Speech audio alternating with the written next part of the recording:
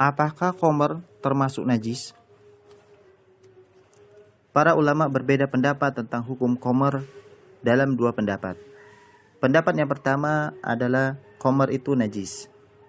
Pendapat kedua yaitu mengatakan bahwasanya khamr itu suci.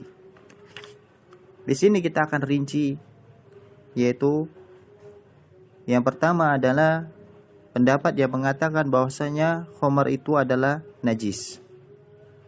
Ini adalah pendapat jumhur ulama. Di antaranya adalah imam madhab yang 4. Dan pendapat ini dipilih oleh Syekhul Islam Ibnu Taimiyah rahimahullahu ta'ala. Hujjah mereka adalah firman Allah subhanahu wa ta'ala yang artinya, hai orang-orang yang beriman, sesungguhnya meminum khamar atau arak, berjudi, berkurban untuk berhala, mengundi nasib dengan panah adalah perbuatan keji, termasuk perbuatan syaitan. Maka jauhilah perbuatan-perbuatan itu agar kamu mendapat keberuntungan. Surat Al-Maidah ayat 90. Menurut mereka ar-ris adalah najis. Karena itu mereka menghukumi kenajisan khamar itu sebagai najis hissiyah. Nah, itu adalah pendapat jumhur dan 4 madhab. Pendapat kedua bahwasanya khamar itu suci. Ini adalah pendapat Rabi'ah, Al-Laits, Al-Muzani dan selainnya dari kalangan salaf. Dan ini adalah pendapat yang dipilih As-Syaukani, As-San'ani, Ahmad Syakir dan Syekh Albani rahimallahu ta'ala. Inilah pendapat yang roji berdasarkan alasan berikut. Yang pertama, tidak ada keterangan dalam ayat tersebut yang menunjukkan najisnya khamar. Hal itu dapat dilihat dari beberapa sisi. Kata ris adalah kata mustarak. Kata ini memiliki arti yang sangat banyak. Di antaranya kotoran yang diharamkan, keburukan, siksa, laknat, kufur, kejahatan, dosa, najis dan lain-lain. Nah, kami tidak pernah menemukan seorang pun dari karangan para salaf yang menafsirkan ris dalam ayat tersebut bermakna najis. Bahkan Ibnu Abbas mengatakan makna ris adalah suk, yaitu dibenci. Sementara Ibnu Zaid mengatakan ris adalah syar, keburukan.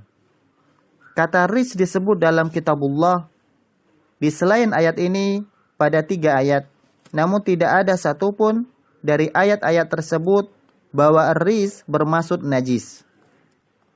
Ris dari firman Allah Subhanahu wa taala, "Kadzalika yaj'alullahu rizza 'alal ladzina la yu'minun." Begitulah Allah menimpakan siksa kepada orang-orang yang tidak beriman. Surah Al-An ayat 125.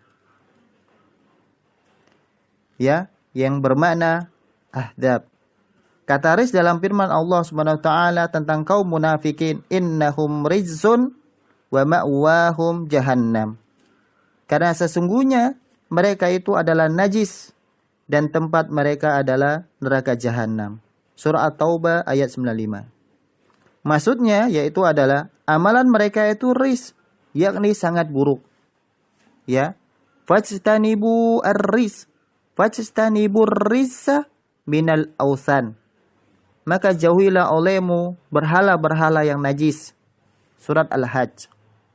Berhala disebut juga ris karena merupakan sebab turunnya peringatan dan adab. Dan yang dimaksud dengannya bukan najis hissiyah. Karena zat batu-batuan dan berhala bukanlah najis. Sedangkan ris dalam firman-Nya, "Qul la ajidu fi ma'uya fa innahu rizun." Katakanlah, tidaklah aku peroleh dalam wahyu yang diwahyukan kepadaku, karena sesungguhnya semua itu kotor. Ketika khamar dalam ayat itu disebutkan bersama dengan berjudi dan mengundi nasib, maka ini merupakan indikasi kuat yang memalingkan makna ris kepada selain makna najis. Dan juga dalam firman-Nya, innamal musyrikuna najasun. Sesungguhnya orang-orang yang musyrik itu najis. Surah Taubah ayat 28. Karena ada dalil-dalil sahih yang menunjukkan bahwa tubuh orang musyrik itu tidak najis. Pengharaman khamar tidak mengharuskan kenajisannya, tapi benda yang najis pastilah benda itu haram. Misalnya diharamkan memakai sutra dan emas bagi seorang laki-laki. Padahal keduanya adalah benda yang suci menurut syar'i dan ijma'. Kata ris juga yang terdapat di ayat tersebut diikat dengan perkataan termasuk amalan syaitan. Jadi ia adalah ris amali, yaitu perbuatan yang najis, yang berarti sangat buruk, yaitu yang dimaksud adalah haram, keharaman atau dosa. Bukan berarti najis aini, sehingga menghukumi benda-benda yang disebut dalam ayat tersebut sebagai najis.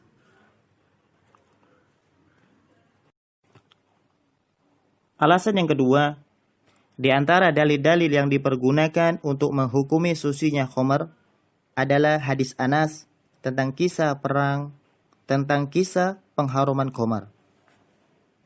Dalam hadis tersebut disebutkan Rasulullah SAW memerintahkan seorang untuk mengumumkan, ketahuilah sesungguhnya khamar telah diharamkan. Aku pun keluar rumah dan menumpahkannya sehingga mengalir jalan-jalan kota Madinah. Hadis ini sahih, yaitu diriwayatkan oleh Al-Bukhari dan Muslim.